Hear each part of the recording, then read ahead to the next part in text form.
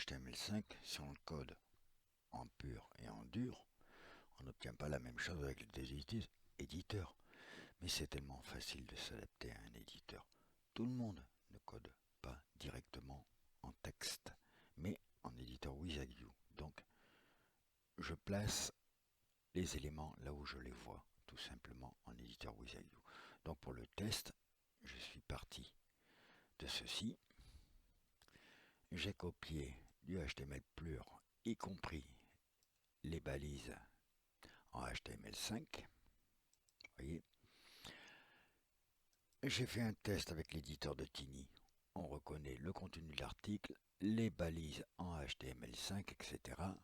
Ça donne effectivement ça quand on enregistre. Vous voyez, je vous remontre le code source. C'est le même, hein, pour vous montrer que je ne bidouille pas.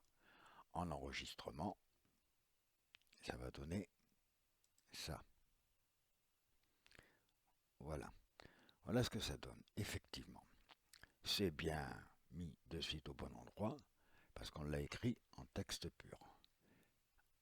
Avec CHECKAE, effectivement, c'est plus complexe. Donc, je reprends exactement le même code source. Vous voyez, quand je veux travailler dessus, bon, je travaille en grand écran, bien entendu. Hop, je reprends le même code source, ce qui normalement devrait me donner le placement, et on s'aperçoit que ce n'est pas le cas. Donc, je fais enregistrer. Vous voyez, effectivement, la mise en page n'est pas terrible. Si on fait un code source sur cette mise en page-là, on s'aperçoit que, effectivement, TinyNCE conserve le formatage, tandis que pour le même parcours de texte, on fait un code source de la sélection, les fameuses balises P sont là. D'où l'intérêt de savoir se servir de son éditeur en WYSIWYG. On va rééditer simplement ceci. Hop. C'est comme tout, c'est comme une voiture. Il faut apprendre à s'en servir. J'ai mon image ici, vous voyez, un slider, c'est bien, mais alors on voit rien.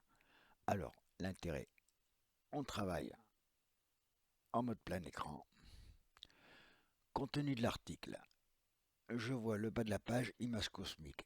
Je compare pour le mettre exactement au même endroit qu'ici. Donc je m'aperçois que l'image arrive au niveau du D. C'est un peu long à expliquer, mais bon, ça vaut son pesant, hein, comme on dit. Je clique donc ici. Toc, toc. On voit que mon truc de souris est ici et je décale mon image comme j'ai envie. Toujours en éditeur WYSIWYG, donc je vais la décaler jusqu'au D, à peu près. Voilà, on est au D. Le bas, image, pareil, un clic. Et on va le décaler, tiens, bien plus loin que ce qu'il y a ici. Mais pour respecter vraiment le tuto à la lettre, le A arrive à l'angle. On est bien d'accord de l'image. Donc, je ne triche pas, je vais mettre le A à peu près à l'angle de l'image. Donc, je reviens en arrière. Voilà, on y est. Le A est à peu près à l'angle. Je quitte le mode plein écran. J'enregistre tel que. Voilà mon image enregistrée. Ça aurait pu être dans un article, bien entendu. La seule différence, il n'y en a aucune. Parce que si on compare, on se met par rapport à page test. Hein. Si on compare le départ du contenu, le placement de l'image, le placement du texte en dessous, c'est exactement le même. Vous voyez? La seule différence qu'il puisse y avoir, c'est en code source. Voilà. Toujours les balises P. Ça gêne en quoi? strictement en rien. Il n'y a plus de HTML5 là-dedans. Et c'est pareil pour un éditeur vidéo.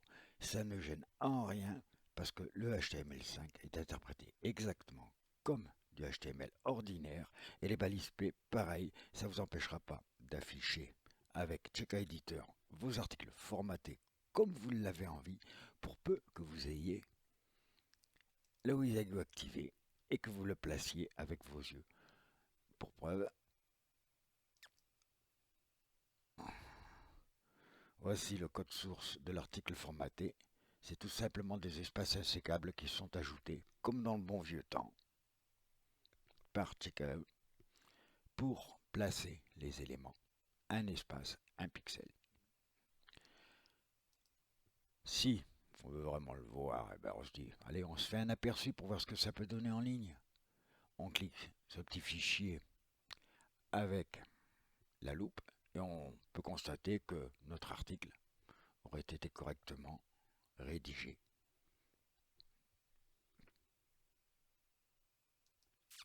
Donc si on était satisfait de ça, on clique sur enregistrer et hop, terminé. C'est nickel chrome.